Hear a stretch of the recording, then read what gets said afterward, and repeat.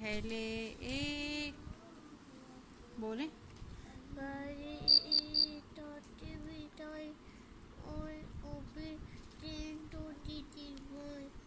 पे से बेटे हाँ पतंग। पतंग। अब ये क्या है? ते।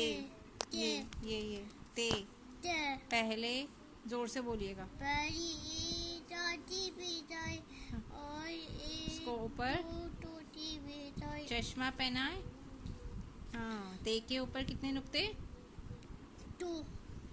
ते से क्या आता है?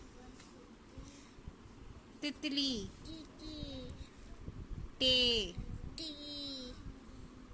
टे के ऊपर छोटी तुएं।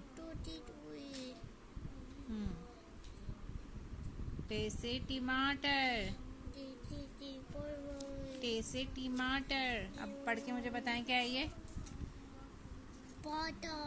बे। बे के नीचे बे से व्हाट इज दिस? ये क्या है? पे।